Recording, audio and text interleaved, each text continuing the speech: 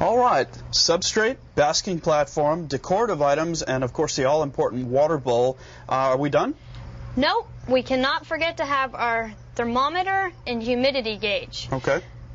We have our thermometer and humidity gauge in one over here, and we'll go ahead and place this in the middle of our habitat to make sure that we can monitor it properly. Okay. Sometimes it's good to also have a thermometer in the basking area so you can monitor it.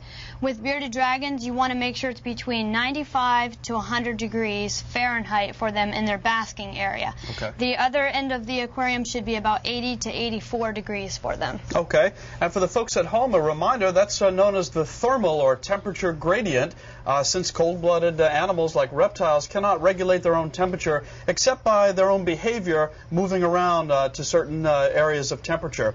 And Hillary, I suppose you've placed this in the middle so you get a median temperature for the whole habitat. Okay. So if we had two different ones, we'd have them on opposite ends. One under the heat source and the other away from it, so we could monitor both. Yeah, just the thermometer. The humidity, there's no need to have two of them, just one. Okay, cool. What's next?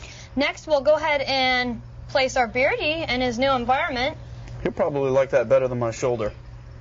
Let's see, we'll put him right here. There we go.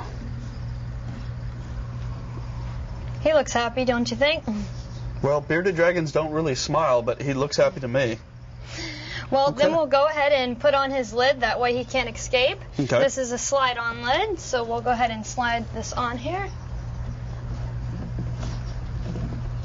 These slide-on lids are great because they don't lift up. You have to be able to slide them back out. That'll keep dogs and cats, if you have them at home, keep them from being able to get in here. And it also keeps just about any reptile you can think of from being able to get out. So I'm pulling up on this now, and it's locked into a frame. So it's quite tight. All right, what comes next? Next, over in your corner there, we have the lighting. If you want to go ahead and flip it over, we'll show everyone at home. Okay. On this side, we have the heating. Then we have our daylight bulb. Then we have our fluorescent bulb. And this is a nighttime nocturnal heating bulb also. So, of course, we want to put our heating element over our basking area. So we'll go ahead and do that. All right, switchers are right here. Let's see what we got here. Basking lamp, nice and red like the sun. The UVA bulb is right here in the middle, and then the basking bulb is right over here. Okay, and we'll turn on the rest, and that's the UVB light. Correct, yeah. Okay.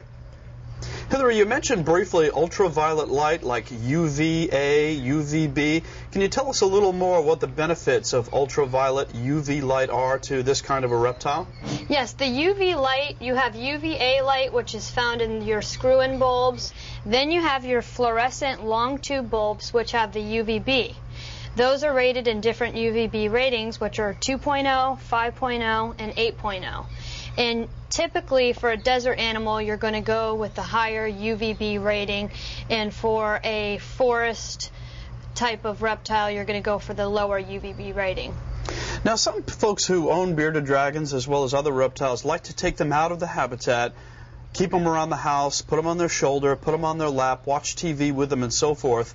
What's the recommended method of handling these as far as how long one should keep them out of their habitat and handle them? Well, if it's a child that's handling them, it's a good idea to make sure there's parental supervision because the children will take them out too much and overly stress the animal. You want to make sure that maybe in 30-minute increments is when they take them out, maybe twice a day. You don't want to overdo that because it'll really stress the animal out. Are you happy? Yep. I think he is. He almost looks like he's cracking a smile. All right, let me turn these back off. Talk to me about size. For instance, is this sized aquarium adequate for this size bearded dragon necessarily? No, this size aquarium, which is a 20-long aquarium, would not be adequate for an adult bearded dragon. Preferably, you'd want to place a baby or a very young juvenile bearded dragon in this size enclosure. For this bearded dragon, you would want to have one about double the size, or maybe a 30 or a 40 breeder. They're a little wider, and they're a little longer also than a 20 long. Well, there you have it. Didn't take very long, was quite simple, and was all based on having an accurate knowledge of how to take care of a bearded dragon. And we can't stress that enough here at Reptiles TV. Make sure you do your background check on the particular animal that you want to have. Know exactly how to take care of it. So here in this program, we've accomplished this with relative ease. All we have left to do is put a little water in the water bowl, and our bearded dragon here is ready to go. So join us on our next program when we talk about diet for your bearded dragon. Well, Hillary, I think we're done here.